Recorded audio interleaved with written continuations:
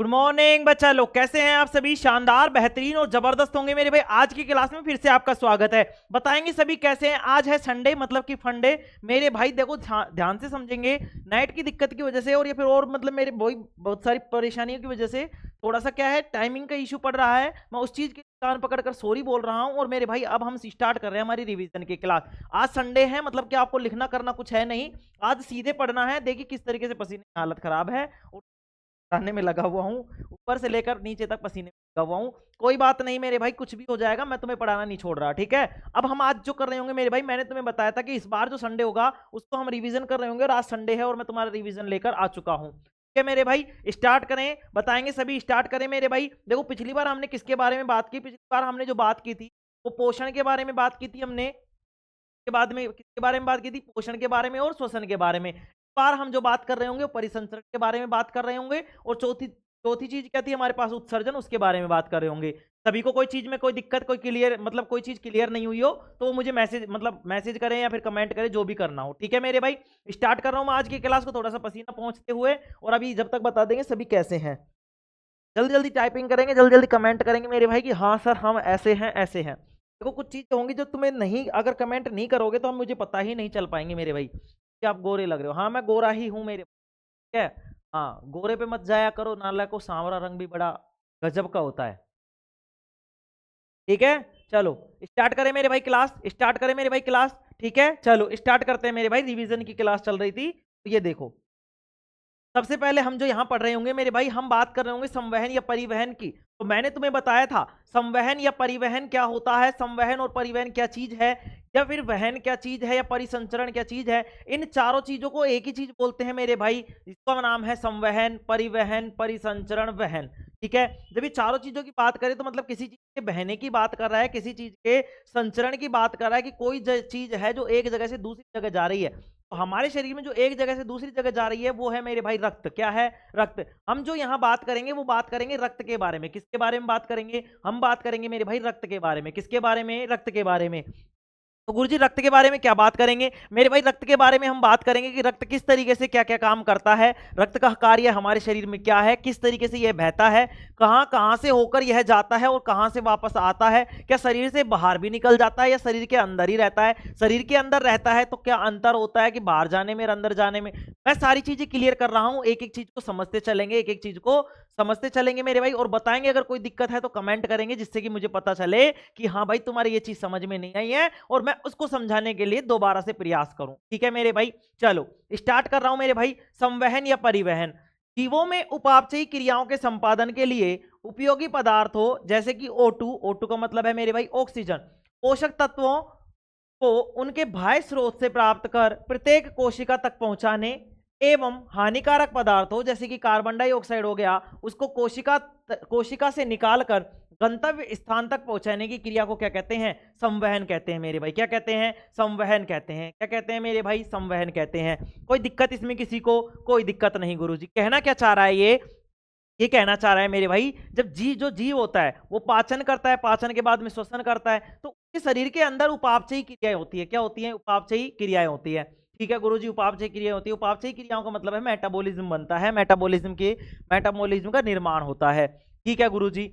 जीवों में जब मेटाबॉलिज्म बनता है या उपापचयी क्रियाएं होती हैं तो उनके चलने के लिए या मेटाबॉलिज्म बनने के लिए या उपापचयी क्रियाओं के संपादन के लिए, संपादन का मतलब है उसको पूरा करने के लिए, कोई काम है जैसे मैं बोलूँ भाई मैं ये काम है मैं इसको संपादित कर रहा हूँ, संपादित का मतलब मैं उसको चला रहा हूँ, उस काम को कर रहा हूँ। जीवों में उपापचयी क्रियाओं के संपादन के लिए मतलब जो भी जीव है, जैसे मैं मान लो मैं हूं, तो मेरे अंदर जो उपापचयी क्रियाएं चल रही हैं उनके संपादन के लिए उपयोगी पदार्थ चाहिए होते हैं। सर ये उपयोगी पदार्थ कौन कौन से होते हैं? तो मेरे भाई ये होती है ऑक्सीजन और पोषक तत्व। क्या होता है? ऑक्सीजन और पोषक तत्व। अब सर ये ऑक्सीजन और पोषक तत्व मिलते कहां से हैं? ये सर हम ये कहां से लिए जाते हैं मेरे भाई? ये लिए जाता है बाह्य ऊर्जा स्रोत से। कहां से लिए जाते हैं? बाह्य ऊर्जा स्रोत से। अच्छा ठीक है गुरुजी, बाह्य ऊर्जा स्रोत से ले लिया तो अब क्या करेगा? अब ये बाह्य ऊर्जा स्रोत से लेकर क्या करेगा? प्रत्येक कोशिका तक पहुंचाएगा। क्या करेगा? प्रत्येक कोशिका तक पहुंचाएगा। अब प्रत्येक कोशिका तक पहुंचाकर और वो उस कोशिका के पास, जिस कोशिका के पास इसने पोषक तत्वों को पहुंचाया है, उस कोशिका से क्या करेगा? ये हानिकारक पदार्थों को क्या कर लेगा? निकाल लेगा। क्या कर लेगा? कोशिकाओं से निकाल लेगा और उनके गंतव्य स्थान तक पहुंचाकर आ जाएगा। इस क्रिया को बोलते हैं मेरे भाई संवहन। क्या बोलते हैं? संवहन बोलते हैं। देखो मेरे भाई अब ध्यान से समझेंगे, संवहन या परिवहन क्या है गुरुजी? तो जीवों में उपापचयी क्रियाओं के संपादन के लिए, जीवों में उपापचयी क्रियाओं के संपादन के लिए क्या होता है मेरे भाई? उपयोगी पदार्थों जैसे कि ऑक्सीजन हो गया, पोषक तत्व हो गया, इनको ये क्या करता है? इनके बाह्य स्रोत से प्राप्त करता है। क्या करता है? बाह्य स्रोत से प्राप्त करके कोशिका तक पहुंचाने का काम करता है। और हानिकारक पदार्थों, अब हानिकारक पदार्थ क्या होता है रक्त में मेरे भाई? Carbon dioxide. तो उस कार्बन डाइऑक्साइड को या हानिकारक पदार्थों को कोशिकाओं से निकालकर, कहां से निकालकर मेरे भाई? कोशिकाओं से निकालकर गंतव्य स्थान तक पहुंचाने की क्रिया को क्या कहते हैं? परिवहन कहते हैं, संवहन कहते हैं, परिसंचरण कहते हैं, वहन कहते हैं। कोई दिक्कत इसमें? कोई दिक्कत नहीं है। गुरुजी कहना क्या चाह रहा है? अरे मेरे भाई सीधी बात समझ ले कि ये खून अपना रक्त है, ये क्या करेगा मेरे भाई? ये जो रक्त है, ये जब जीवों में हमारे अंदर जब उपापचयी क्रिया होगी, मेटाबॉलिज्म बनेगा, तो ये क्या करेगा? जो रक्त है वो ऑक्सीजन को तो ले लेगा, ऑक्सीजन को लेकर क्या कर देगा? शरीर की सभी कोशिकाओं को दे देगा, और सभी कोशिकाओं से कार्बन डाइऑक्साइड को लेगा और वापस कहां आ जाएगा? हृदय में आकर क्या कर देगा? फेफड़ों को दे देगा, मतलब कि उनके गंतव्य स्थान तक पहुंचा देगा। गुरुजी सांस लेने की बात कर रहा है क्या? नहीं मेरे भाई, ये रक्त के बहने की बात कर रहा है। कैसे बात कर रहा है? कि भाई हमारा जो रक्त है वो रक्त पूरे शरीर में बह रहा है। हाँ गुरुजी बह रहा है। तो हमारे शरीर की क्या करेगा? जैसे ही रक्त हमारे शरीर में, मतलब जैसे ही हृदय से जाएगा, हृदय पंप करेगा, हृदय जब पंप करेगा मेरे भाई, तो हृदय के पंप करने के कारण शरीर की सभी कोशिकाओं में रक्त जाएगा। हाँ गुरुजी जाएगा। तो जब रक्त जाएगा मेरे भाई, तो रक्त में जब कोशिकाएं होंगी, जो कोशिकाएं क्या करेंगी कि रक्त से ऑक्सीजन को तो ले लेंगी, कार्बन डाइऑक्साइड दे देंगी। अब रक्त क्या करेगा? उन कार्बन डाइऑक्साइड को लेकर अपने स्थान पर आ जाएगा। तो किसने काम किया? ये रक्त ने। तो किसके बारे में बात करेंगे हम गुरुजी? यहाँ पर रक्त के बारे में बात करेंगे। किसके बारे में बात करेंगे? रक्त के बारे में बात करेंगे। आया बात समझ में? हाँ गुरुजी आ गई बात। तो मेरे भाई संवहन हो, संचरण हो, परिवहन हो, परिसंचरण हो या वहन हो, सारी चीजें एक ही हैं। कोई दिक्कत इसमें किसी को? नहीं गुरुजी कोई दिक्कत नहीं है। समझने का प्रयास करेंगे संवहन तंत्र। किसके बारे में बात करेंगे अब हम? संवहन तंत्र के बारे में।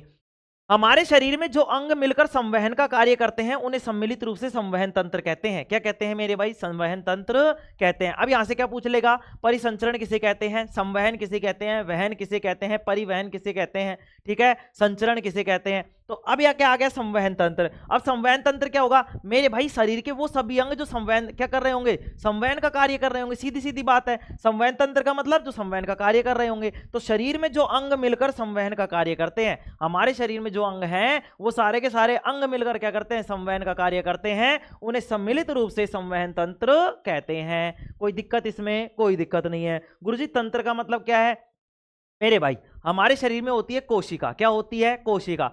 सबसे छोटी इकाई होती है कोशिका। तुम बोलोगे हाँ गुरुजी कोशिका सबसे छोटी इकाई होती है। तो कोशिका क्या करती है? कोशिकाओं से मिलकर बनता है उत्तक। क्या बनता है? उत्तक। ठीक है गुरुजी। उत्तक से मिलकर बनते हैं अंग। क्या बनते हैं? अंग। ठीक है गुरुजी। अंग से मिलकर क्या बनता है मेरे भाई? तंत्र। क्या बनता है? तंत्र। और तंत्र से मिलकर बनता है हमारा शरीर, हमारी बॉडी, हमारी शरीर बनता है। कोई दिक्कत इसमें? कोई दिक्कत नहीं है गुरुजी। उपापचयी क्रियाओं की बात करें तो देखो उपापचयी क्रिया क्या होती है? उपापचयी क्रिया क्या होती है? हमारे शरीर में भोजन का टूटकर ऊर्जा में बदलना। मेरे भाई उपापचयी क्रिया का मतलब क्या है? कि हमारे शरीर में जो भी हमारे शरीर में जो कार्बोहाइड्रेट होगा या भोजन होगा, उसका टूटकर किस में बदल जाएगा? वो ऊर्जा में बदल जाएगा। कैसे बदलेगा? तुम्हें मैंने बताया था कैसे बदलेगा मेरे भाई। वो क्या क्या बनाएगा? क्या क्या बनाएगा मेरे भाई? जब कार्बोहाइड्रेट, मतलब कार्बोहाइड्रेट जब टूटेगा तो किसमें बदलेगा? वो ऊर्जा में बदलेगा। कितने एटीपी बनाता है? बताओ कितने एटीपी बनाता है गुरुजी? 38। 36 तो किसमें बनाता है? वायवीय श्वसन में। और 2 कैसे बनाता है? अवायवीय श्वसन में। कोई दिक्कत इसमें किसी को? तुम बोलोगे नहीं गुरुजी इसमें कोई दिक्कत वाली बात नहीं है। तो उपापचयी क्रियाएं हमारे शरीर में भोजन, भोजन का मतलब कार्बोहाइड्रेट का टूटकर ऊर्जा में बदलना, मतलब कि कार्बोहाइड्रेट टूटेगी और कहां बदलेगी? ऊर्जा में बदल जाएगी।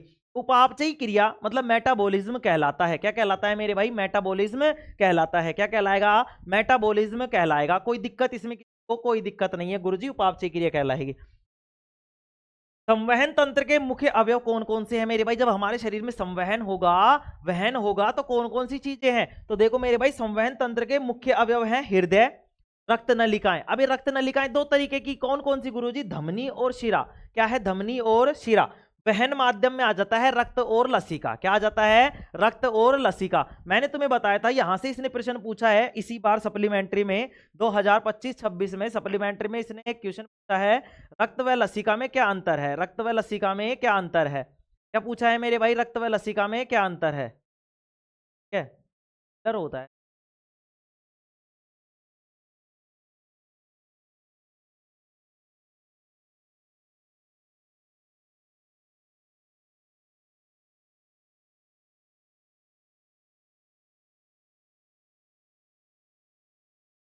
चलो देखो, तो देखो मेरे भाई, अब यहाँ पे देखेंगे संवहन तंत्र है, मतलब हमारे शरीर का जो संवहन तंत्र है उसमें कौन कौन सी चीज है, कौन कौन से भाग हैं जिनके कारण हमारा संवहन होता है। संवहन तंत्र के भाग है कौन कौन? भाई मैंने तुम्हें बताया, हृदय है हमारे पास, रक्त नलिकाएं जिनको धमनी और शिरा है, ठीक है, और वहन माध्यम में रक्त व लसिका है, ठीक है मेरे भाई। चलो ठीक है गुरुजी, हृदय से रक्त बहेगा, हाँ गुरुजी बहेगा, रक्त में बहेगा तो कौन कौन सी किसके रक्त और क्या बहेंगी, लसिकाएं बहेंगी, में बहेंगी, धमनी और शिरा में बहेंगी। अब हम आगे बात करते हैं, तो मैंने तुम्हें बताया था कि रक्त, अब देखो प्रश्न पूछा था, हाँ प्रश्न की बात कर रहा था मैं, यहां से देखो उसने क्या पूछा, रक्त व लसिका में अंतर बताइए, रक्त व लसिका में अंतर बताइए। अगली बार क्या पूछ सकता है गुरुजी, पिछली बार क्या पूछा था, पिछली बार जो पूछा था वो धमनी और शिरा में अंतर पूछ लेता है, किसमें पूछ लेता है, धमनी और शिरा में, ठीक है। तो धमनी व शिरा में अंतर पूछ लेता है, रक्त व लसिका में अंतर इस बार पूछा है सप्लीमेंट्री के एग्जाम में 2025-26, ठीक है, 2024-25, अभी ये 25 चल रही है ना, 2025 चल रही है, तो 24-25 में सप्लीमेंट्री एग्जाम था जो 7 तारीख को हुआ था मेरे भाई, 7 तारीख को हुआ था, 7 तारीख का मतलब कौन सा चल रहा है, ये अगस्त, 7 अगस्त को जो एग्जाम हुआ था उसके प्रश्न पूछा था कि रक्त व लसिका में अंतर बताइए। चलो हृदय की बात करते हैं, ठीक है। अब हृदय जो है मेन चीज है, तो लिखेंगे क्या, लिखेंगे लिखना नहीं समझेंगे, मतलब क्या समझेंगे गुरुजी, मानव हृदय, मानव का जो हृदय है वो एक पंप की तरह कार्य करता है जो पूरे शरीर में रक्त परिसंचरण करता है, क्या करता है, रक्त परिसंचरण करता है, कौन करता है, मानव हृदय। तो प्रश्न पूछ लेगा मानव हृदय किसकी तरह कार्य करता है, तो मानव हृदय एक पंप की तरह कार्य करता है। यहां पे कैसे प्रश्न पूछ लेगा, मानव हृदय एक खालिस्तान की तरह होता है, किसकी तरह होता है, पंप की तरह होता है। यहाँ पे क्या पूछ लेगा, संवहन तंत्र के मुख्य अवयव खालिस्तान खालिस्तान खालिस्तान होता है, क्या क्या लिखेंगे भाई, संवहन तंत्र के मुख्य अवयव हृदय, रक्त नलिकाएं जिनमें धमनी व शिरा, वहन माध्यम में रक्त व लसिका आदि हैं या होते हैं, ठीक है गुरुजी। आगे देखेंगे, मानव हृदय एक पंप की तरह कार्य करता है, एक तरह मतलब एक पंप की तरह होता है जो शरीर में रक्त परिसंचरण करता है, क्या करता है, रक्त परिसंचरण। प्रश्न यहीं से बन गया, हमारे शरीर में रक्त परिसंचरण का कार्य कौन करता है, किडनी करता है, हृदय करता है, फेफड़े करते हैं या फिर कुछ और, ठीक है। तो कौन करता है मेरे भाई, कौन करता है, तो तुम्हें बोलना है कि हृदय करता है, हार्ट करता है। हमारा जो हार्ट होता है, हमारा जो हृदय होता है वो एक पंप की तरह होता है जो पूरे शरीर में क्या करता है, रक्त परिसंचरण करता है, क्या करता है, रक्त परिसंचरण करता है। हृदय किसका बना होता है, तो हृदय हमारा जो होता है वो हृदय के पेशियों का बना होता है, किसका बना होता है, हृदय के पेशियों का बना होता है। किस झिल्ली से ढका होता है, तो मेरे भाई यह पेरोकार्डियम नामक झिल्ली से ढका होता है, किससे ढका होता है, पेरोकार्डियम नामक झिल्ली से ढका होता है। अच्छा इसका वजन कितना होता है, इसका वजन होता है मेरे भाई 300 ग्राम। अब तुम कहीं बच्चे के, कोई किसी बच्चे के, मान लो किसी बच्चे का हार्ट लेके आ जाओ, गुरुजी इसको तोलना है एक बार, आपने बताया था 300 ग्राम होता है, अरे मेरे भाई मैंने मान लिया उसका 300 ग्राम नहीं होगा, तो फिर क्या क्यों लिखवा रहे हो गुरुजी जब 300 ग्राम नहीं होगा। तो मेरे भाई जब भी हम बात करते हैं एक वयस्क आदमी की बात करते हैं, किसकी बात करते हैं, एक वयस्क आदमी की बात करते हैं कि एक, अब जो भी एवरेज लिया जाता है वो एक वयस्क आदमी का लिया जाता है, किसका लिया जाता है, वयस्क आदमी का। गुरुजी बच्चों का नहीं लेते क्या, जब हम बच्चों का लेते हैं तो बच्चों का लिखते हैं, जैसे बच्चों के दांतों के बारे में बात की तो हमने बच्चों के दांतों के बारे में लिखा है, बच्चों के भाई ये जो अंतिम चवर्णक होते हैं वो नहीं होते हैं, ठीक है। अब जैसे बात करेंगे कि मान लो पूछ ले कि मानव में कितने दांत होते हैं, तो 32। अब तुम मानव बालक को लिया, या मानव है कौन, हम गुरुजी मानव तो है कहते भाई, गुरुजी देखिए का ये है मानव है, डांडो है, जानवर है, का ही है, गुरुजी तो मानव ही है। 32 दांत दिखाओ, अरे मेरे भाई 32 दांत बालक का कौन होगी, तो कहेंगे गुरुजी तो है ना वयस्क आदमी को, वयस्क को मतलब है कोई जवान है, जवान जय तुम्हारी तरह, भाई मैं तो देख मेरे को तो आगे बूढ़ा, चलो कोई बात कौन। आगे देखो किस झिल्ली से ढका होता है, पेरोकार्डियम नामक झिल्ली, इससे पेरोकार्डियम नामक झिल्ली से। बाहर कितना होता है, 300 ग्राम होता है। अब इसका आकार कैसा होता है, देखो सब चीज पढ़ लेते हैं बहुत सारे। अब वो पूछता है हृदय का आकार कैसा होता है, गोल होता है, चौकोर होता है, शंक्वाकार होता है, या फिर अंडाकार होता है, दीर्घवृत्ताकार होता है, क्या होता है। तो हमको बताना है कि इसका आकार जो होता है शंक्वाकार होता है, कैसा होता है, शंक्वाकार, ठीक है। देखो गारंटी इस बात की तुमने ये चीजें नहीं पढ़ी होंगी, ठीक है। आगे देखेंगे ये कहाँ स्थित होता है, ये वक्ष गुहा में हल्का बाईं तरफ होता है। कहाँ पे होता है, वक्ष गुहा में। वक्ष गुहा का मतलब क्या है, जो ये छाती है यहाँ पे जो खाली जगह है, इस मतलब ये छाती के पीछे जो छाती के बीच खाली जगह है मेरे भाई, उसमें क्या होता है, हल्का सा बाईं तरफ होता है, हल्का सा, मतलब ऐसा नहीं है यहाँ पे आ गया, नहीं यहाँ पे ही होता है, हल्का बाईं तरफ होता है। कहाँ पे होता है, हल्का बाईं तरफ होता है मेरे भाई, हल्का बाईं ओर होता है। चलो अब हृदय के हृदय के भाग की बात कर ले, तो हृदय के भाग कितने होते हैं। पहली बात तो ये किस में बटा होता है, चैम्बर्स में बटा होता है। कितने चैम्बर होते हैं गुरुजी, 4 चैम्बर होते हैं। तो मनुष्य का हृदय 4 भागों में बटा होता है जिन्हें हृदय के कोष्ठक या चैम्बर कहते हैं। बताओ कोई दिक्कत इसमें किसी को? गुरुजी कोई दिक्कत नहीं है। ठीक है, आगे देखते हैं। चलो आगे देखते हैं मेरे भाई। दूसरा देखो मेरे भाई, हृदय कोष्ठक की जब हमने बात की तो हृदय के अंदर पाए जाने वाले गुहा, गुहा का मतलब है खाली स्थान, जो खाली जगह है उसको गुहा बोलते हैं। क्या बोलते हैं? गुहा। तो हृदय के अंदर पाए जाने वाले गुहा या खाली स्थान को कोष्ठक या चैम्बर कहते हैं मेरे भाई। क्या कहते हैं? कोष्ठक या चैम्बर कहते हैं। अब मानव हृदय में कितने चैम्बर होते हैं? तो मेरे भाई मानव हृदय का जो चैम्बर होता है वो 4 चैम्बर का होता है। मानव का जो हृदय होता है कितने चैम्बर का होता है मेरे भाई? 4 चैम्बर का होता है। कितने का होता है? 4 चैम्बर का होता है। ठीक है, जब चैप्टर खत्म होगा, जब हम उत्सर्जन की बात कर रहे होंगे, तो मैं तुम्हें एक चीज और लिखा रहा कि किसके कितने हृदय होते हैं। ठीक है, देखो तुम्हारी सिलेबस में नहीं है लेकिन मैं नोट डलवा कर लिखवा दूंगा जिससे तुम्हारे दिमाग में आ जाए कि भाई मतलब जैसे मैं मेंढक की बात करूंगा, मेंढक के कितने, कछुए के, ठीक है, सारी चीजों के बताएंगे, दरियाई घोड़े के कितने, घड़ियाल के कितने होते हैं, इनको मैं ट्रिक से याद करा दूंगा। ठीक है, कोई दिक्कत वाली बात नहीं है। ठीक है, अब चलो आगे बढ़ते हैं। ठीक है गुरुजी, अब देखो कि अब कितने भागों का होता है गुरुजी? 4 चैम्बर का होता है। तो कौन कौन से होते हैं? तो मानव हृदय में 2 आलिंद होते हैं, मतलब कि दायां आलिंद और बायां आलिंद। 2 निलय होते हैं गुरुजी, दायां निलय और बायां निलय। ठीक है, हाँ गुरुजी ठीक है।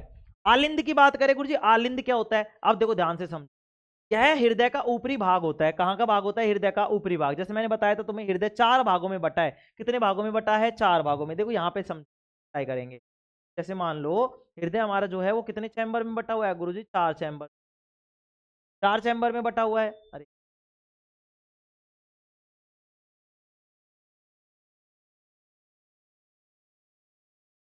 चैम्बर में बटा हुआ है गुरुजी, 4 चैम्बर।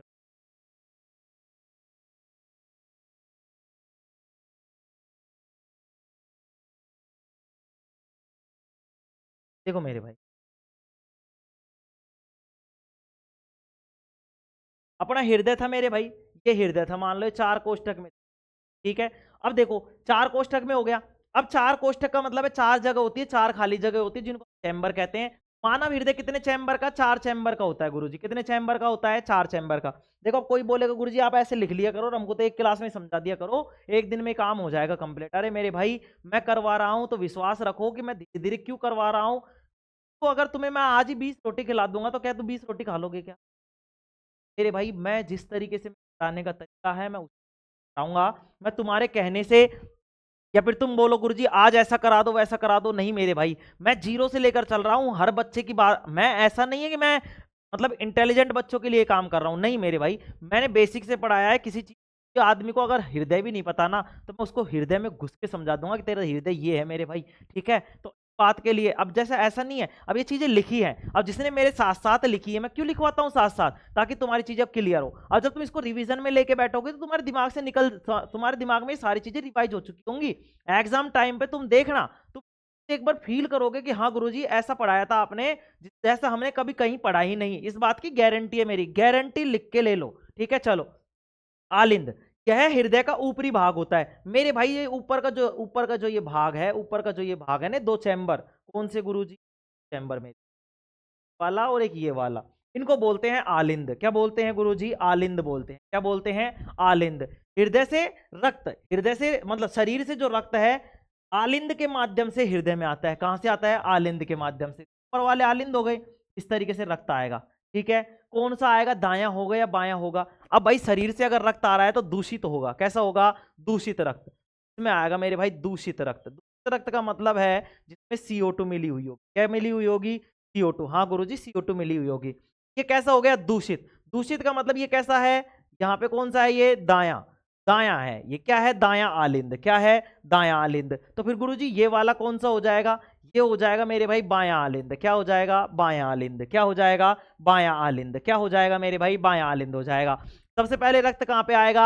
दाएं आलिंद में आएगा। किस में आएगा? दाएं आलिंद में। कहां से आएगा गुरुजी? शरीर से आएगा। शरीर से रक्त कहां जाएगा? आलिंद में। कौन से आलिंद में? दाएं आलिंद में। ठीक है, तो देखो मेरे भाई, आलिंद यह हृदय का ऊपरी भाग होता है। कैसा भाग होता है? ऊपरी भाग होता है। शरीर से जो रक्त है आलिंद के माध्यम से आलिंद के माध्यम से हृदय में प्रवेश करता है, यह दो प्रकार का होता है। तो मेरे भाई आलिंद में तो आया, लेकिन कौन से वाले में आया, दायां वाले में या बायां वाले में? गुरुजी दूषित आ रहा है, शरीर से दूषित रक्त आएगा, तो दूषित का मतलब है दायां, दैसे दायां दैसे दूषित, तो दैसे दायां दूषित कहां पे आएगा, दाएं में आएगा। कितने आलिंद, कितने प्रकार के, दो प्रकार के, दायां आलिंद और बायां आलिंद। अभी दाएं आलिंद की बात कर ली, हाँ गुरुजी दाएं आलिंद के बारे में देखो, हृदय के दाईं भाग के ऊपरी कोष्ठक को दायां आलिंद कहा जाता है। किसको कहा जाता है? हृदय के बाईं भाग के, हृदय का ये हो गया बायां भाग, क्या हो गया, बायां भाग, हृदय के बाएं भाग के ऊपरी कोष्ठक को, ऊपरी कोष्ठक को क्या बोला जाता है मेरे भाई? दायां आलिंद बोला जाता है। क्या बोला जाता है?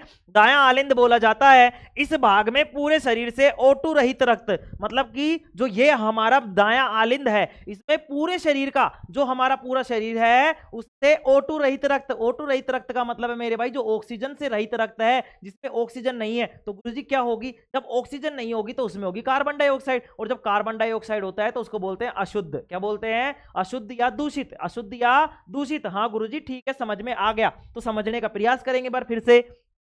हृदय के दाईं भाग के ऊपरी कोष्ठक को दायां आलिंद कहा जाता है। इस भाग में पूरे शरीर से O2 रहित, O2 रहित का मतलब है जिसमें ऑक्सीजन नहीं होगी, O2 रहित रक्त अर्थात कार्बन डाइऑक्साइड युक्त रक्त, कार्बन डाइऑक्साइड युक्त रक्त महाशिरा द्वारा लाया जाता है। कहां से लाया जाता है, किसके द्वारा लाया जाता है? महाशिरा के द्वारा। तो ध्यान से समझेंगे, क्या याद रखेंगे गुरुजी? आलिंद, आलिंद में आता है, क्या होता है? आलिंद में आता है, ऐसे आलिंद, आलिंद में आता है, ऐसे ऊपर ऊपर की तरफ जो होते हैं उनको आलिंद बोलते हैं। दो प्रकार के, दायां और बायां, दायां और बायां, दायां और बायां, दैसे दायां दैसे दूषित, दैसे दायां दैसे दूषित, वैसे बायां वैसे बढ़िया, वैसे बायां वैसे बढ़िया, कोई दिक्कत नहीं? हाँ गुरुजी कोई दिक्कत नहीं। तो ध्यान से समझेंगे भाई, हृदय के दाईं भाग के ऊपरी कोष्ठक को दायां आलिंद कहा जाता है। इस भाग में पूरे शरीर से O2 रहित रक्त अर्थात CO2 युक्त रक्त महाशिरा द्वारा लाया जाता है। किसके द्वारा लाया जाता है? महाशिरा द्वारा लाया जाता है। अब करेंगे बाएं आलिंद की बात। किसकी बात करेंगे? बाएं आलिंद की बात। हृदय के बाएं भाग के ऊपरी कोष्ठक को, हृदय के बाएं भाग के ऊपरी कोष्ठक को बायां आलिंद कहा जाता है। क्या कहा जाता है मेरे भाई? बायां आलिंद कहा जाता है। तो मेरे भाई ये तो हो गया दायां और ये हो गया बायां, तो बाईं तरफ जो होगा उसको बोलेंगे बायां आलिंद। क्या बोलेंगे? बायां आलिंद। तो हृदय के बाएं भाग के ऊपरी कोष्ठक को बायां आलिंद कहा जाता है। इस भाग में फेफड़ों से O2 युक्त रक्त हृदय के बाएं आलिंद में आता है। कहां से आता है? फेफड़ों से आता है। अब फेफड़ों से आएगा तो कैसा आएगा गुरुजी? शुद्ध आएगा। तो कोई दिक्कत इसमें? कोई दिक्कत नहीं। तो दा से दायां, दैसे दूषित, बैसे बायां बैसे बढ़िया, कोई दिक्कत नहीं है, कोई दिक्कत नहीं है गुरुजी। आलिंद का मतलब ऊपर हो गया। अब नीचे की बात कर ले तो नी से नीचे और नी से नीले, नी से नीचे और नी से नीले, ठीक है गुरुजी, नी से नीचे नी से नीले, ठीक है मेरे भाई। तो देखो मेरे भाई नीले क्या कहलाता है? यह हृदय का निचला भाग होता है, यह रक्त को पंप करता है। रक्त को क्या करता है? ये पंप करता है, जिससे रक्त पूरे शरीर में फैल जाता है। नीले भी दो प्रकार के होते हैं भाई। कितने प्रकार के होते हैं? दो प्रकार के गुरुजी। दो प्रकार के कौन कौन से? वही मेरे भाई बायां और दायां, बायां और दायां, बायां नीले और दायां नीले। गुरुजी इनमें क्या होगा मेरे भाई? वही बात है, दायां नीले तो दूषित, जैसे दायां दैसे दूषित, वैसे बायां वैसे बढ़िया। आलिंद हो या नीले हो, अगर बायां है तो बढ़िया होगा, दायां है तो दूषित होगा। कोई दिक्कत इसमें किसी को? कोई दिक्कत नहीं। हृदय के ऊपरी भागों को आलिंद बोला जाता है, निचले भागों को नीले बोला जाता है। क्या बोला जाता है मेरे भाई? नीले बोला जाता है। तो आलिंद ऊपर होते हैं, नीले नीचे होते हैं। आलिंद में आता है, नीले निकालता है, नी से नीले नी से निकालता है, नी से नीचे होते हैं। कोई दिक्कत इसमें? कोई दिक्कत नहीं है गुरुजी। आ जाओ, दाएं नीले की बात कर ली। अब देखो दाएं नीले क्या होता है मेरे भाई? हृदय के दाएं भाग के निचले कोष्ठक को दाएं नीले कहते हैं। दाएं आलिंद से O2 रहित रक्त, O2 रहित रक्त का मतलब है कि उस रक्त में क्या मिली हुई है? कार्बन डाइऑक्साइड मिली हुई है, मतलब कि अशुद्ध रक्त है। कैसा है? अशुद्ध रक्त। कहां जाएगा? दाएं नीले में गिरता है। कहां गिरता है? दाएं नीले में। जो दायां आलिंद है उससे दाएं नीले में गिरेगा। कहां गिरेगा? दाएं नीले में। और दाएं नीले से कहां जाएगा? फुफ्फुस धमनी के द्वारा। फुफ्फुस धमनी के द्वारा या फुफ्फुस सिरा के द्वारा? बताएंगे सभी, फुफ्फुस धमनी के द्वारा या फुफ्फुस सिरा के द्वारा? नालायक को बताओ। धमनी धमका कर ले जाती है। अब तो कौन लेके जाएगा इसको? अशुद्ध रक्त को कौन लेके जाएगा? धमनी। कौन सी धमनी? धमनी, क्योंकि फेफड़ों तक लेके जा रही है। इसमें गुरुजी गुस्सा मत हो, नहीं हो रहा मेरे भाई, आ जाओ। चलो ठीक है, दाएं नीले में गिरता है। दाएं नीले से O2 रहित रक्त, दाएं नीले से O2 रहित रक्त मतलब कि जिसमें ऑक्सीजन नहीं होगी उसको O2 युक्त रक्त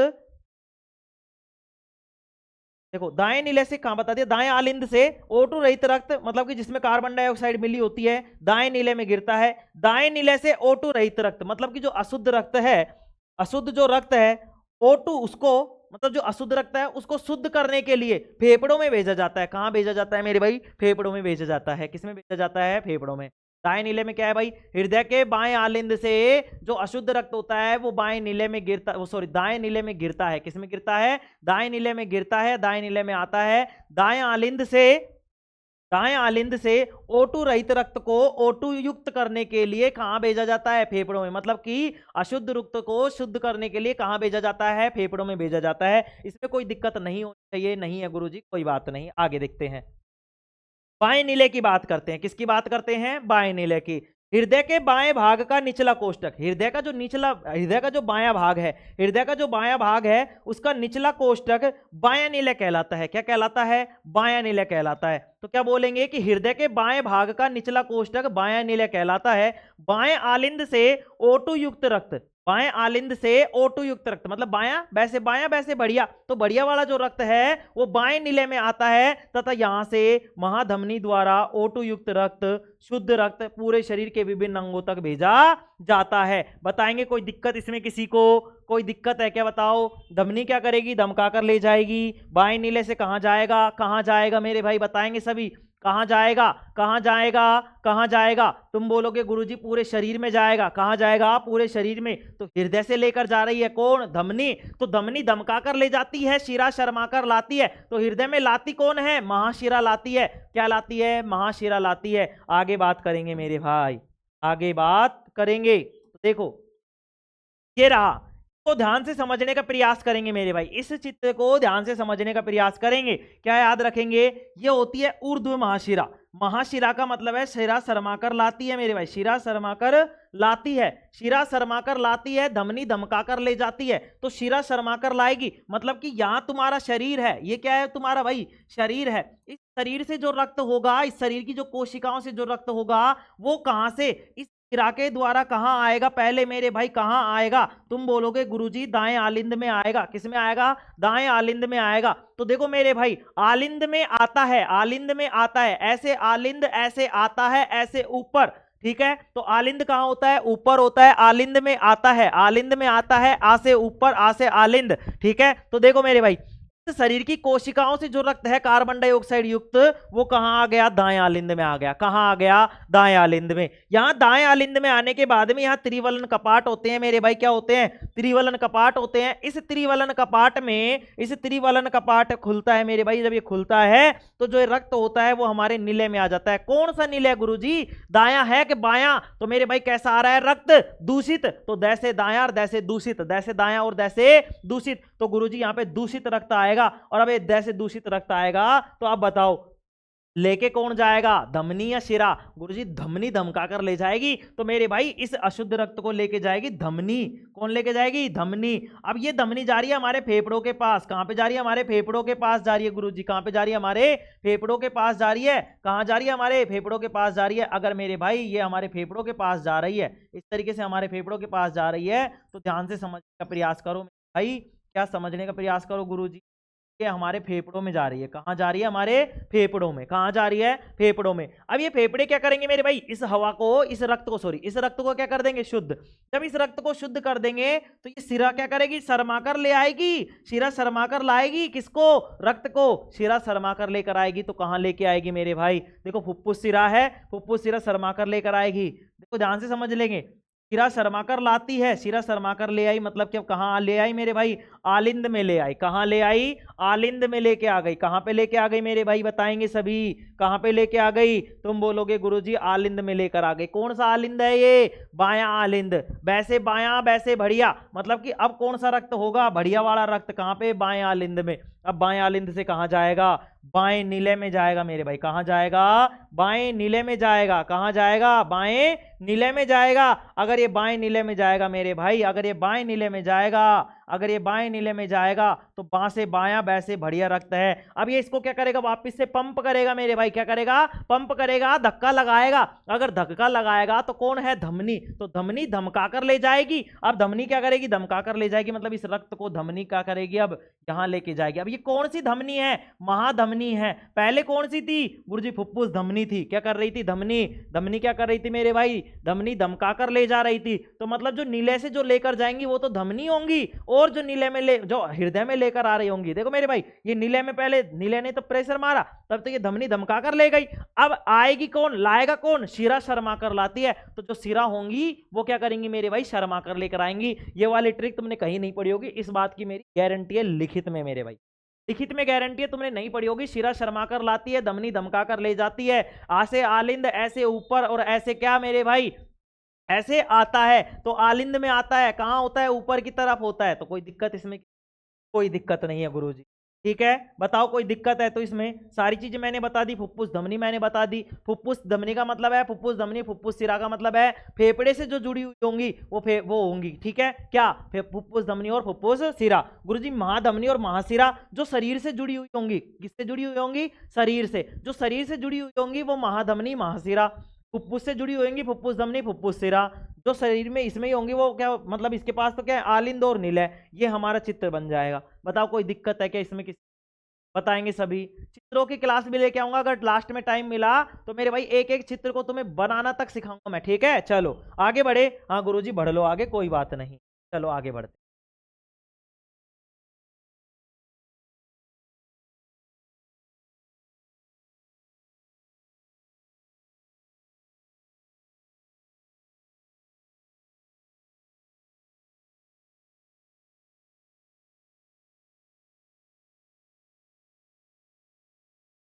चलो देखते हैं मेरे भाई, आगे देखें, आगे देखें। बताओ यहां तक कोई दिक्कत किसी को, नहीं गुरुजी कोई दिक्कत नहीं है।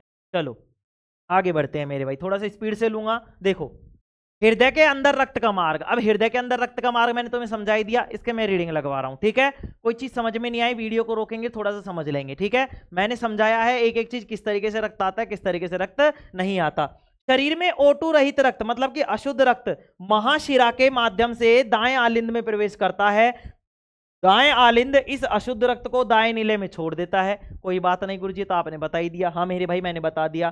दायां नीले इस अशुद्ध रक्त को फुफ्फुस धमनी के माध्यम से फेफड़ों में भेज देता है। हाँ गुरुजी आपने बता दिया।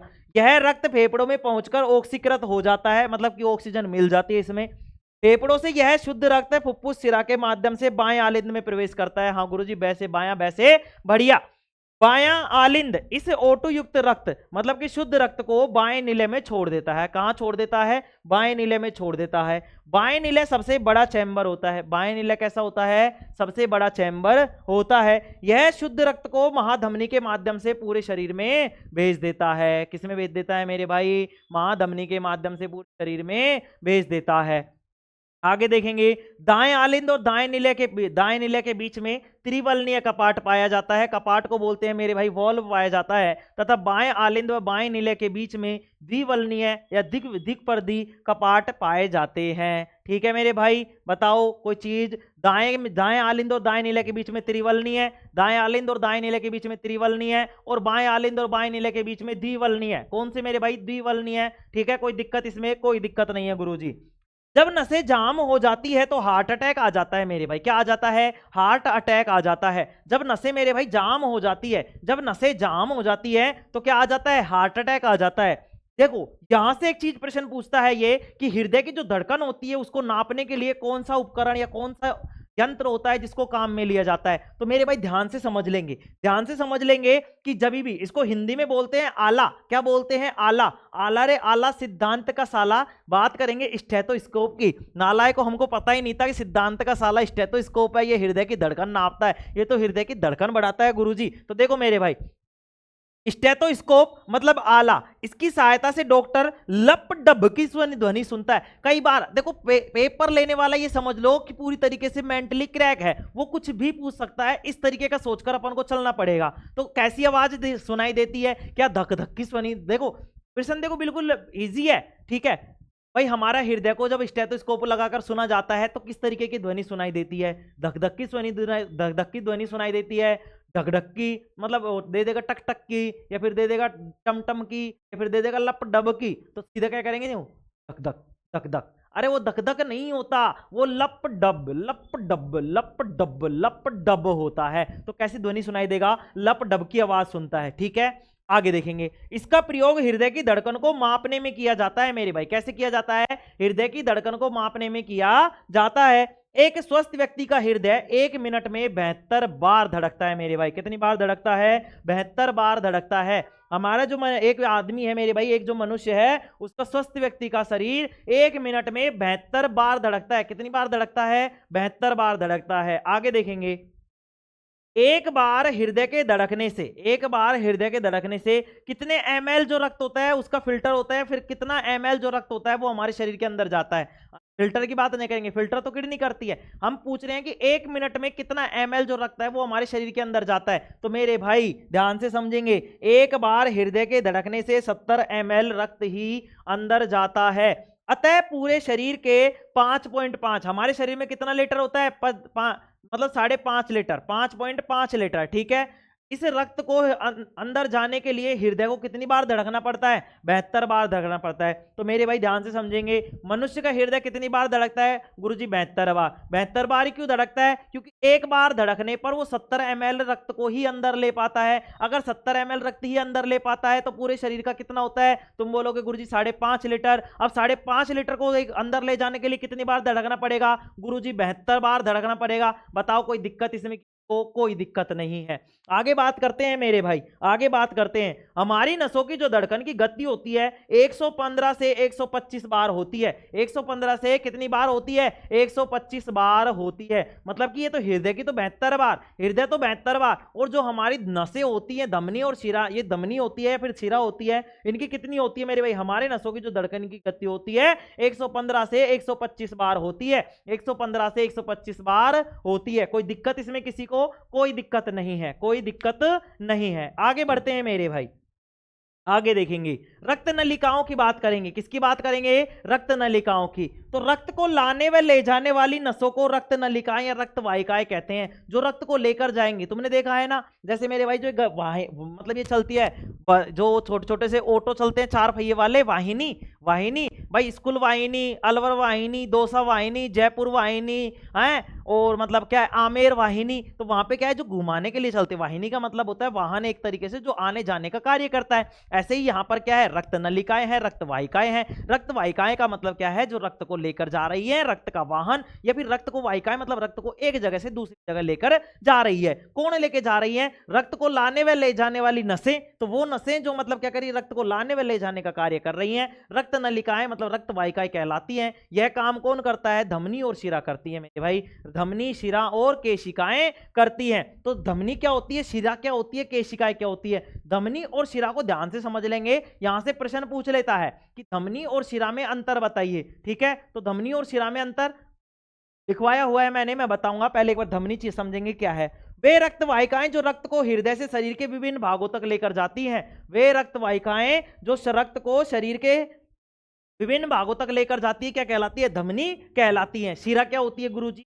वे रक्त वाहिकाएं जो रक्त को शरीर के विभिन्न भागों से हृदय तक लेकर जाती हैं। वे रक्त वाहिकाएं जो रक्त को शरीर के विभिन्न भागों तक लेकर जाती है, शिरा कहलाती है। क्या कहलाती है मेरे भाई? शिरा कहलाती है। कोई दिक्कत इसमें? कोई दिक्कत नहीं है गुरुजी, कोई दिक्कत नहीं है, कोई दिक्कत नहीं है। केशिका क्या होती है? वे रक्त नलिकाएं जो धमनी और शिरा को आपस में जोड़ती हैं। वे रक्त नलिकाएं जो धमनी और शिरा को आपस में जोड़ती हैं, ये पतली नसें होती हैं मेरे भाई। क्या होती हैं? पतली नसें होती हैं, जिनमें ऑक्सीजनीकृत व विऑक्सीजनीकृत रक्त दोनों मिलते हैं। कौन कौन से? ऑक्सीजनीकृत रक्त भी होगा और विऑक्सीजनीकृत रक्त भी होगा। ये दोनों जहां मिलेंगे उसको बोलते हैं केशिका। और केशिका का मतलब है मेरे भाई केश, केश का मतलब है मेरे भाई बाल। तो बाल के समान जो पतली पतली नसें होती हैं, बाल के समान जो पतली पतली नसें होती हैं, उनको बोलते हैं केशिका। क्या बोलते हैं? केशिका। इनमें शुद्ध रक्त भी होता है, अशुद्ध रक्त भी होता है। ये धमनी और शिरा को आपस में जोड़ती हैं। ठीक है,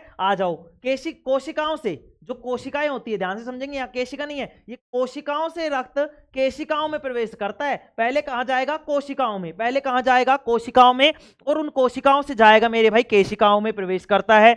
कोशिकाएं जो केशिकाएं होती है, जो केशिकाएं होती है, ये आंखों से स्पष्ट दिखाई नहीं पड़ती मेरे भाई, आंखों से स्पष्ट दिखाई नहीं पड़ती। अब रक्त प्रवाह चक्र की बात करते हैं कि रक्त कैसे बहता है मेरे भाई। हमारा हृदय है, हमारा क्या है, हृदय।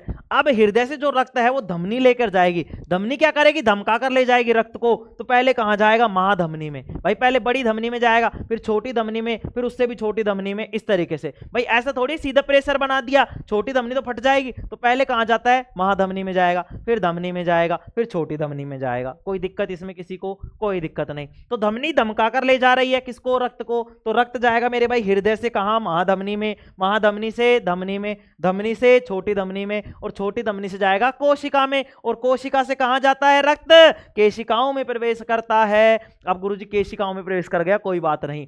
अब केशिकाएं क्या करेंगी, केशिकाएं क्या करेंगी मेरे भाई, जो ऑक्सीजन वाला रक्त है उसको तो ले लेंगी, और कार्बन डाइऑक्साइड वाले रक्त को क्या कर देंगी, दे देंगी। अगर ये दे देंगी तो अब कहां जाएगा, अब ये रक्त जाएगा मेरे भाई छोटी शिरा के पास, फिर छोटी शिरा के बाद में शिरा के पास, शिरा के बाद महाशिरा के पास। अब ये शिराएं क्या करती है, शर्माकर लाती हैं, शर्माकर लाती हैं। तो रक्त को कहां लेकर आ रही हैं, हृदय के पास लेकर आ रही हैं। तो मेरे भाई धमनी और शिरा का तो तुम्हारा कंसेप्ट क्लियर हो गया होगा कि धमनी तो क्या काम करती है और शिरा क्या काम करती है। बताओ कोई दिक्कत इसमें किसी को, गुरुजी कोई दिक्कत नहीं। ले आई हृदय के पास, ठीक है।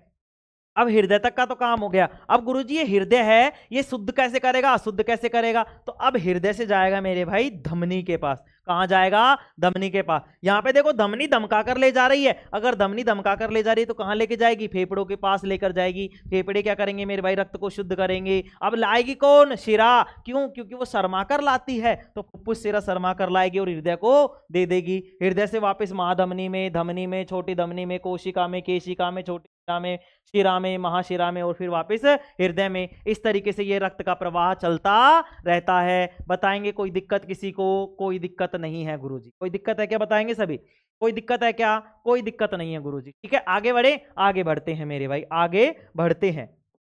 ये लो आगे बढ़ गए। धमनी और शिरा में अंतर, धमनी और शिरा में अंतर। देखो मेरे भाई, देखो सारी चीजें मैंने तुम्हें समझा दी, कुछ चीजें होंगी जो मैं समझा रहा हूं, ठीक है। देखो टाइम मैंने बहुत आराम आराम से समझा रहा हूं, इस तरीके से जैसे कि पढ़ा रहा हूं, ठीक है। 40 मिनट हो चुके हैं। अभी अपन ने कितनी स्लाइड की, 6 स्लाइड की है। अभी 15 स्लाइड है, 9 स्लाइडें लेनी है, थोड़ा स्पीड से ले रहा हूं। देखो, हृदय से रक्त को शरीर के विभिन्न भागों तक पहुंचाने वाली रक्त नलिकाओं को धमनी कहते हैं, ठीक है गुरुजी। शरीर के अन्य भागों से, मतलब शरीर से रक्त को कहां लाएगी, हृदय में। तो शरीर के अन्य भागों से रक्त को हृदय तक पहुंचाने वाली रक्त नलिकाओं को क्या कहते हैं, शिरा कहते हैं। ये शरीर के अधिक गहराई में पाई जाती है। धमनी क्या होंगी, जैसे से कहते हैं ना भाई, या वो तो धक्का देर ओंडा सा कुआं में पटकता है, बहुत ओंडा कुआं में, बहुत नीचे है, मतलब गहराई में पटकता है। कैसे देके, धक्का देके। कौन होंगी, धमनी। तो धमनी कहां होती है, गहराई में। तो लिखेंगे, क्या लिखेंगे, ये शरीर के अधिक गहराई में पाई जाती है, ये शरीर के कम गहराई में पाई जाती है। बताओ कोई दिक्कत इसमें, कोई दिक्कत नहीं है गुरुजी। आगे आ जाओ।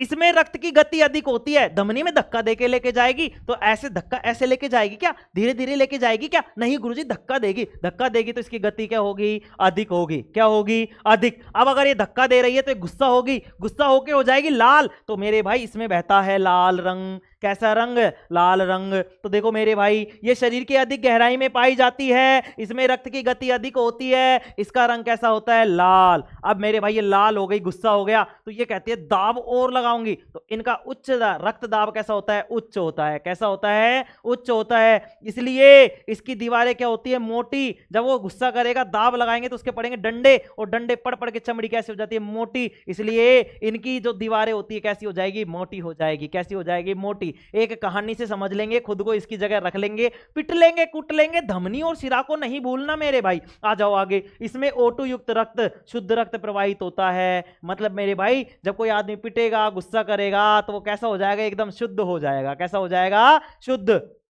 ठीक है। अब देखो, अब यहां पे एक चीज अपवाद है मेरे भाई, कि फुफ्फुस धमनी में कैसा रहता है, अशुद्ध रक्त रहता है, क्योंकि धमनी धमका कर ले जा रही है। अब फुफ्फुस धमनी में क्या होता है, अशुद्ध रक्त। ये अपवाद है, इसको ध्यान में रखेंगे, तो ध्यान में रखेंगे मेरे भाई। क्या याद रखेंगे कि धमनी में शुद्ध रक्त बहता है, लेकिन फुफ्फुस धमनी एक ऐसी धमनी होती है जिसमें अशुद्ध रक्त बहता है। बताओ कोई दिक्कत है क्या किसी को। कहां से लेके जाएगी, हृदय से रक्त को शरीर के विभिन्न भागों में लेकर जाएगी। हृदय से रक्त को शरीर के विभिन्न भागों में लेकर जाती है। चलो, शरीर के अन्य भागों से रक्त को कहां लेके जाएगी? हृदय तक। पहुंचाने वाली नलिकाओं क्या कहते हैं? शिरा। कैसे ले जाती है? शर्माकर लेके जाती है। तो कहां से लेके जाएंगे? अब देखो भाई, ये अधिक गहराई में थी तो ये कम गहराई में होंगी। इनमें रक्त की गति तेज अधिक थी, में रक्त की गति क्या होगी? धीमी होगी। इसमें रक्त कैसा था? लाल। इसमें कैसा होगा? नीला। इसमें रक्त दाब कैसा था? उच्च। इसमें कैसा होगा? निम्न। इसकी दीवारें मोटी, इसकी दीवारें पतली। इसमें सामान्यतः कौन सा रक्त प्रवाहित होता है? O2 युक्त, मतलब कि शुद्ध रक्त। शुद्ध रक्त बहता है, लेकिन इसमें कैसा बहेगा? O2 रहित या कार्बन डाइऑक्साइड युक्त, मतलब अशुद्ध रक्त। इसका अपवाद क्या है? फुफ्फुस शिरा। ठीक है, बताओ कोई दिक्कत इसमें किसी को? इसमें किसी को कोई दिक्कत नहीं है गुरुजी, नहीं है गुरुजी। आ जाओ, अगली देखते हैं। संवहन का माध्यम, मतलब कि जो ये होगा वहन होगा मेरे भाई, इसका माध्यम कौन होगा? तुम बोलोगे गुरुजी रक्त होगा, वही तो बहेगा। तो मेरे भाई रक्त के बारे में बात कर लेते हैं। रक्त एक तरल संयोजी ऊतक है मेरे भाई। क्या है? तरल संयोजी ऊतक है। रक्त क्या है मेरे भाई? एक तरल संयोजी ऊतक है। आगे देखेंगे, यह एक शारीरिक द्रव है। कैसा है द्रव मेरे भाई? शारीरिक द्रव है, जो हमारे शरीर की रक्त वाहिनियों के अंदर विभिन्न अंगों में लगातार बहता रहता है। यह एक शारीरिक द्रव है जो हमारे शरीर की रक्त वाहिनियों के अंदर विभिन्न अंगों में लगातार बहता रहता है। रक्त वाहिनियों में प्रवाहित होने वाला यह गाढ़ा, कुछ चिपचिपा लाल रंग का द्रव प्लाज्मा और रक्त कणों से मिलकर बना होता है। तो मेरे भाई ध्यान से समझेंगे कि रक्त जो होता है किन किन से मिलकर बनता है? तो मेरे भाई ये बनता है प्लाज्मा और रक्त कणों से। किससे मेरे भाई? प्लाज्मा और रक्त कणों से। अच्छा, इसका पीएच मान कितना होता है? गुरुजी 7.4 होता है। कितना होता है? 7.4। अर्थात यह कैसा होता है? अम्लीय होता है, क्षारीय? गुरुजी ये क्षारीय होता है। कैसा होता है? क्षारीय। चलो, रक्त के कार्य की बात करते हैं। रक्त पचे हुए भोज्य पदार्थ का परिवहन करता है। रक्त क्या करता है? पचे हुए भोज्य पदार्थ का क्या करता है? परिवहन करता है। रक्त हार्मोन, कार्बन डाइऑक्साइड व ऑक्सीजन का परिवहन करता है। क्या करता है मेरे भाई? हार्मोन का, रक्त का, हार्मोन का, कार्बन डाइऑक्साइड का और ऑक्सीजन का क्या करता है? परिवहन करता है। रक्त उत्सर्जित पदार्थों का निष्कासन करता है। क्या करता है? उत्सर्जित पदार्थों का निष्कासन। गुरुजी उत्सर्जित पदार्थों का? अरे हाँ मेरे भाई, जो कार्बन डाइऑक्साइड जो कोशिकाएं उत्सर्जित कर रही है उसका वहन ही तो कर रहा है, उसको बाहर ही तो निकाल रहा है। हाँ गुरुजी, निकाल रहा है। रक्त शरीर के तापमान को भी नियंत्रित करता है। रक्त जो है मेरे भाई, ये शरीर के तापमान को भी क्या करेगा? नियंत्रित करेगा। नोट में डाल के देखिए मेरे भाई, मलेरिया बुखार में प्लीहा, प्लीहा का मतलब है स्प्लीन, क्या बोलते हैं इसको? स्प्लीन बोलते हैं। इसको प्रभावित होने के कारण शरीर का जो तापमान है वो क्या हो जाता है? गिर जाता है। मलेरिया बुखार में स्प्लीन प्रभावित होने के कारण शरीर का जो तापमान होता है वो क्या हो जाता है? गिर जाता है। तो ध्यान से सुन लेंगे क्या कि मलेरिया बुखार जो होता है उसमें शरीर का कौन सा अंग प्रभावित होता है? प्लीहा होता है। क्या होता है? तापमान बढ़ जाता है या तापमान घट जाता है? गुरुजी तापमान घट जाता है। क्या घट जाता है? तापमान घट जाता है। आगे देखेंगे मेरे भाई कि रक्त किस किस से मिलकर बना है? रक्त दो चीजों से, प्लाज्मा और रक्त कणों से। रक्त कणों में तीन चीजें, आरबीसी, डब्ल्यूबीसी और प्लेटलेट्स। कोई दिक्कत इसमें? रक्त कण किस किस से मिलकर बने होते हैं वो पूछ लेगा।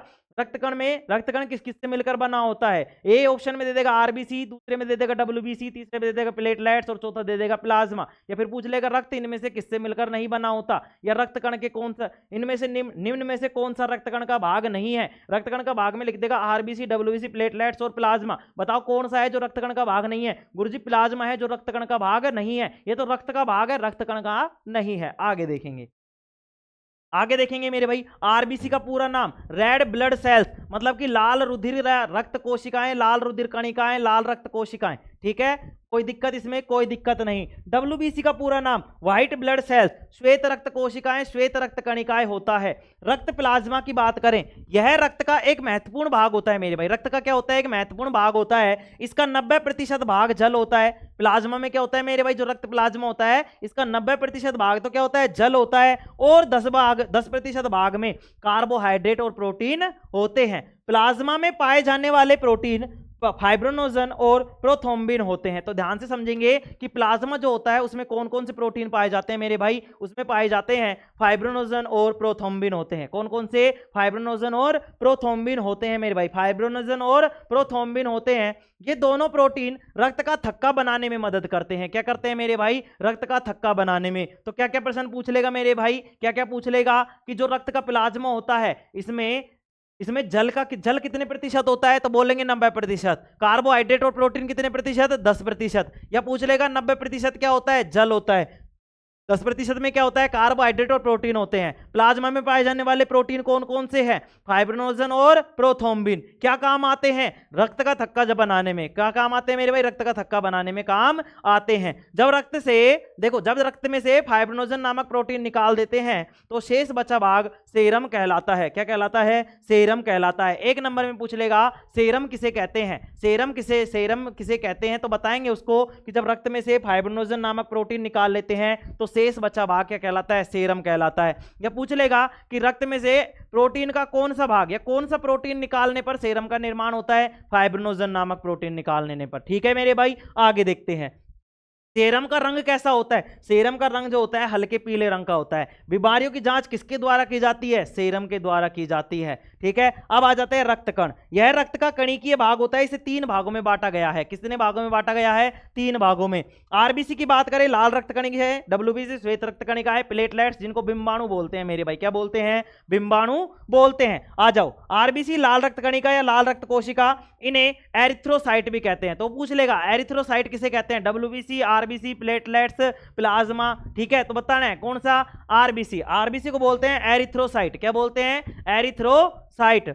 यह रक्तकण की प्रमुख कोशिका है मेरे भाई, रक्तकण की क्या है, प्रमुख कोशिका है और संख्या में सबसे अधिक होती है। संख्या में सबसे अधिक कौन सी होती है, आरबीसी। क्या बोलते हैं, एरिथ्रोसाइट बोलते हैं। ठीक है मेरे भाई, कोई दिक्कत नहीं।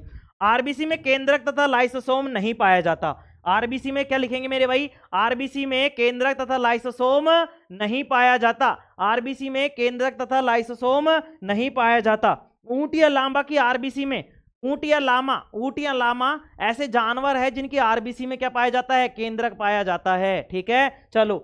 आरबीसी का जीवन काल 120 दिन का, कितने दिन का, 120 दिन का। आरबीसी का निर्माण कहां पे, अस्थि मज्जा में।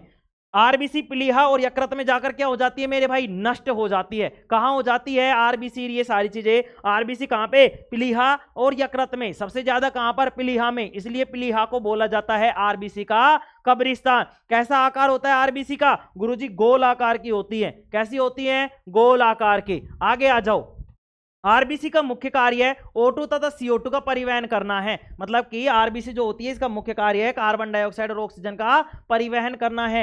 आरबीसी में हीमोग्लोबिन नामक प्रोटीन पाया जाता है। तो पूछ लेगा कि आरबीसी में कौन सा प्रोटीन पाया जाता है। ठीक है, वो तो रक्त के प्रोटीन थे, प्रोथ्रोम्बिन और कौन सा था बताओ, फाइब्रिनोजन और प्रोथ्रोम्बिन। फाइब्रिनोजन और प्रोथ्रोम्बिन किसके थे, रक्त के प्रोटीन थे। आरबीसी का प्रोटीन कौन सा है, हीमोग्लोबिन। किसमें पाया जाता है, आरबीसी में। ठीक है, इसके कारण क्या होता है, रक्त का रंग लाल होता है। रक्त का रंग लाल किसके, कौन से प्रोटीन के कारण होता है, हीमोग्लोबिन के कारण। ठीक है, तो देखो इसके कारण ही रक्त का रंग कैसा होता है, लाल होता है। हीमोग्लोबिन में क्या पाया जाता है, आयरन, मैग्नीशियम, कैल्शियम, जिंक। तो मेरे भाई हीमोग्लोबिन में पाया जाता है आयरन, और आयरन की कमी से कैसा रोग हो जाता है, एनीमिया रोग हो जाता है। क्या हो जाता है, एनीमिया रोग। हीमोग्लोबिन की कमी से पूछे या आयरन की कमी से पूछे, एक ही आंसर होगा कि हीमोग्लोबिन हो या आयरन हो, इन दोनों की कमी से एनीमिया नामक रोग हो जाता है। क्यों माए भाई, हीमोग्लोबिन में क्या होता है, आयरन। तो हीमोग्लोबिन की जब कमी होगी तो आयरन की कमी होगी। तो बोल दो हीमोग्लोबिन की कमी हो रही है तो एनीमिया नामक रोग, और आयरन की कमी हो रही है तो भी क्या है, एनीमिया रोग। ठीक है मेरे भाई। आरबीसी की संख्या कितनी होती है, 1 लीटर में कितनी होती है, 4.95 खरब, 4.95 खरब प्रति लीटर होती है। आ जाओ डब्ल्यूबीसी की बात करते हैं, श्वेत रक्त कोशिकाओं की बात करते हैं। श्वेत रक्त कणिकाओं को ल्यूकोसाइट भी कहते हैं मेरे भाई। क्या कहते हैं, श्वेत रक्त कोशिकाओं को ल्यूकोसाइट भी कहते हैं। इसमें केंद्रक होता है मेरे भाई, इसमें क्या होता है, केंद्रक होता है, लेकिन हीमोग्लोबिन नहीं होता, लेकिन हीमोग्लोबिन नहीं होता। श्वेत रक्त कणिकाओं को ल्यूकोसाइट भी कहते हैं मेरे भाई, श्वेत रक्त कणिकाओं को ल्यूकोसाइट भी कहते हैं। इसमें केंद्रक होता है मेरे भाई, ध्यान से समझ लेंगे। आरबीसी में केंद्रक और लाइसोसोम नहीं होता। ऊंट और लामा ऐसे जानवर हैं जिनके आरबीसी में केंद्रक पाया जाता है। ये चीज भूल गया मैं, लिखवा दूंगा। ठीक है, लास्ट में नोट डलवा के देखो, मैं लास्ट में जगह इसलिए छुड़वाता हूं, कुछ चीजें रह जाती हैं, मेरे दिमाग से निकल गया होगा, मैं नहीं लिखा पाया, कोई बात नहीं। श्वेत रक्त कणिकाओं को ल्यूकोसाइट भी कहते हैं। इसमें क्या होता है, केंद्रक होता है, लेकिन हीमोग्लोबिन नहीं होता, जिसके कारण ये सफेद दिखाई देती है। कैसी दिखाई देती है मेरे भाई, सफेद दिखाई देती है। आगे देखेंगे, डब्ल्यूबीसी का आकार अनियमित होता है। कैसा होता है, अनियमित। आरबीसी का कैसा होता है, गोल।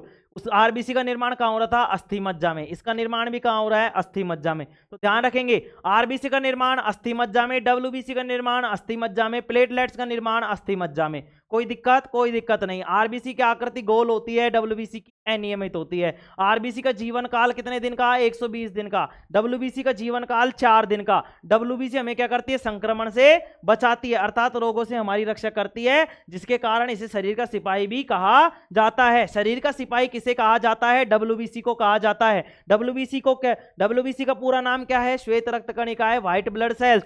कोई दिक्कत इसमें किसी को? कोई दिक्कत नहीं है। ये एंटीबॉडी का निर्माण करती हैं जो प्रतिरक्षा तंत्र में भाग लेती है। तो ये एंटीबॉडी बनाती है, एंटीजन। दोनों चीज पूछ लेगा। डब्ल्यूबीसी एंटीबॉडी बनाती है, एंटीजन, तो ध्यान रखेंगे क्या बनाती है? एंटीबॉडी का निर्माण करती हैं जो प्रतिरक्षा तंत्र में क्या लेती है? भाग लेती है। इनकी संख्या सामान्यतः 4.5 अरब से 11 अरब प्रति लीटर, मतलब कि 1 लीटर में 4.5 अरब से 11 अरब होती है। 1 लीटर में 4.5 अरब से 11 अरब लीटर तक, 11 अरब तक होती है। प्लेटलेट्स की बात करें, बिंबाणु की बात करें, इसे थ्रोम्बोसाइट भी कहते हैं। डब्ल्यूबीसी को ल्यूकोसाइट और आरबीसी को एरिथ्रोसाइट कहते हैं मेरे भाई। क्या कहते हैं? एरिथ्रोसाइट कहते हैं। जल्दी जल्दी पढ़ेंगे मेरे भाई, देखो 1 घंटा होने को है।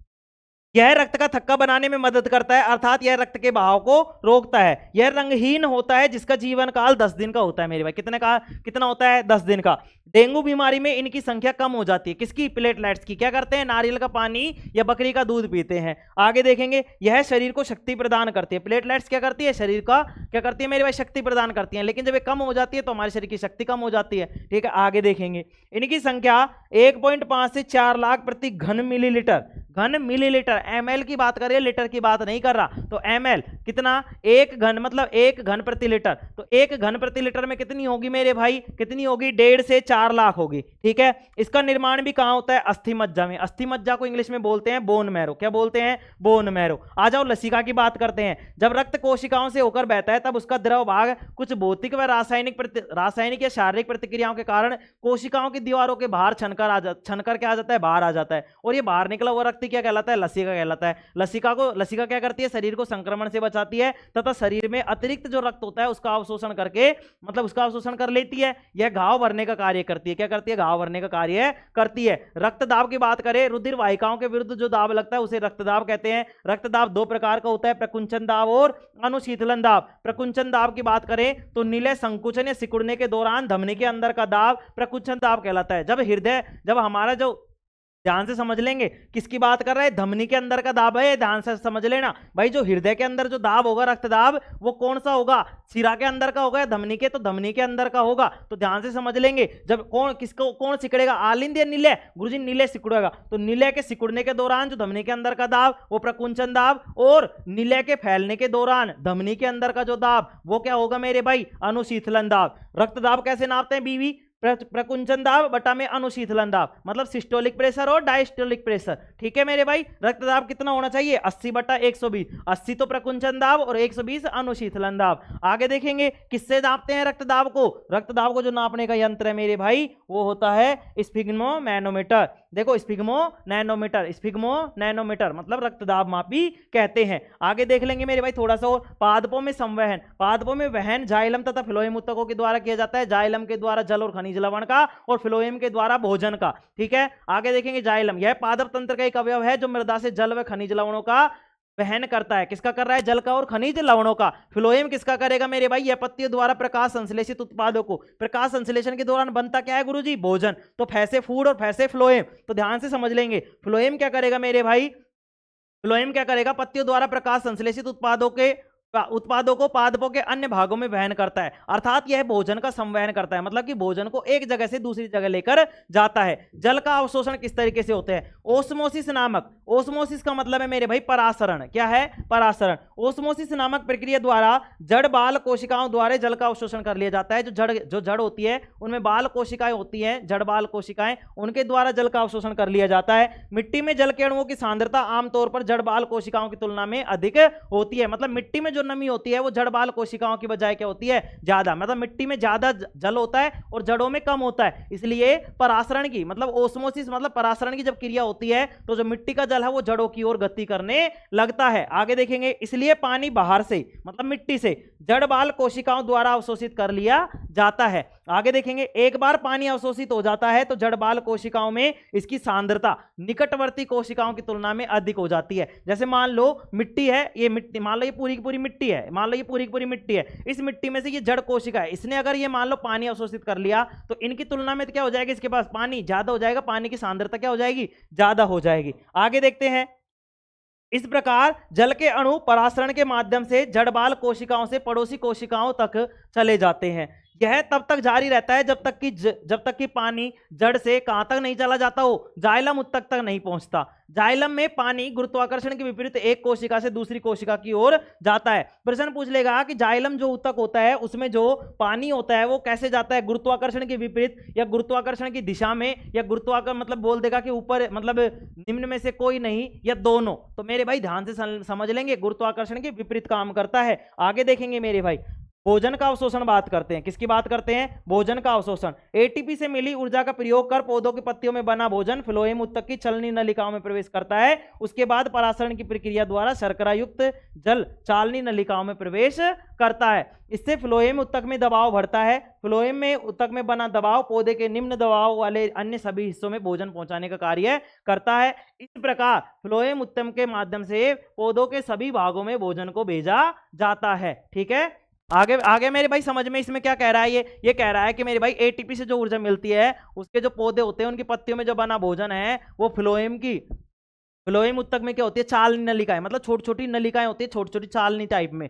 उनसे क्या होता है मेरे भाई, वो परासरण की क्रिया द्वारा क्या कर लेता है, शर्करा युक्त जल को क्या कर लेता है, नलिकाओं में प्रवेश कर ले आ जाता है। शर्करा क्या करते हैं, शर्करा युक्त जल नली में प्रवेश कर जाता है। उसके बाद में जो फ्लोएम उत्तक है, जैसे ही वो आएगा, जैसे ही वो जल आएगा मेरे भाई, शर्करा युक्त जल आएगा तो प्रेशर बढ़ जाएगा। जब प्रेशर बढ़ेगा तो उच्च दबाव पौधे के निम्न दबाव वाले, देखो जो पौधे का उच्च दबाव, जैसे मान लो नीचे से उसने दबाव लगाया तो जो निम्न दबाव वाले हैं, मान लो ये निम्न दबाव वाले क्या है, बहुत सारे हिस्से हैं, इनमें क्या होगा, प्रेशर बढ़ेगा और इनमें सभी में क्या चल जाएगा, भोजन चला जाएगा। ठीक है, इस प्रकार क्या होता है, फ्लोएम उत्तक के माध्यम से पौधों के सभी हिस्सों में भोजन पहुंचाया जाता है। कैसे मेरे भाई समझो, देखो फ्लोएम जो उत्तक होता है उसकी चालनी नलिकाएं होती हैं, जब उनमें मतलब जो हमारा शर्करा युक्त जल है उन चालनी नलिकाओं में प्रवेश करता है तो उसका प्रेशर बढ़ जाता है, मतलब कि क्या हो जाता है, दबाव बढ़ जाता है। उच्च दबाव के कारण क्या होती है, जो निम्न दबाव वाले अन्य सभी हिस्से हैं उनमें भी क्या हो जाता है मेरे भाई, भोजन पहुंचाने का कार्य करता है। इस प्रकार जो ये फ्लोएम उत्तक है मेरे भाई, ये क्या कर लेता है, पौधे के सभी हिस्सों में भोजन पहुंचा देता है। वाष्पोत्सर्जन की बात करते हैं। ठीक है मेरे भाई, चलो आज के लिए इतना ही काफी मेरे भाई, जब अगली बार रिवीजन होगा, अभी तो देखो बच रहा है, ठीक है, अगले संडे तक हम रिवीजन ही करवाएंगे। ट्यूशन वगैरह तो मैं करवाऊंगा, कोई दिक्कत नहीं है, लेकिन मैं रिवीजन भी कराऊंगा, इस बात की तुम तय मान लो। ठीक है मेरे भाई, कल जब हम आएंगे, कल जब हम पढ़ेंगे तो मैं पहले यहीं से रिवीजन करा दूंगा तुम्हें। ठीक है, कोई दिक्कत इसमें किसी को कोई दिक्कत नहीं है। देखो आज मैंने बहुत धीरे धीरे पढ़ाया है, सारी चीजें मैंने ऐसे क्लियर कराई है जैसे कि तुम्हें हर चीज मैंने समझाने का प्रयास किया है, जितना मैंने तुम्हें क्लास में नहीं समझाया वो जितना यहाँ पे समझा।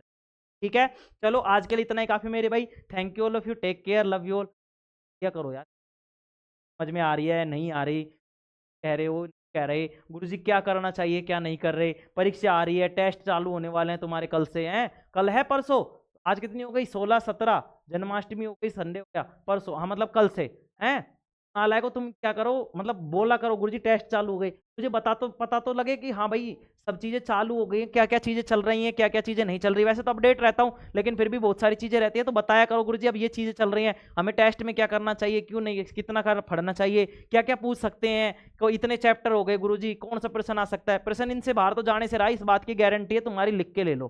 ठीक है, और कोई दिक्कत हो तो बताएंगे। ठीक है मेरे भाई, चलो आज के लिए इतना ही काफी है मेरे भाई। Thank you all of you, take care, love you all. और ये तुम्हारा फ्लाइंग किस जबरदस्त, और ये लो, हाँ चलो ठीक है मेरे भाई, चलो ठीक है, ओके, लव यू ऑल।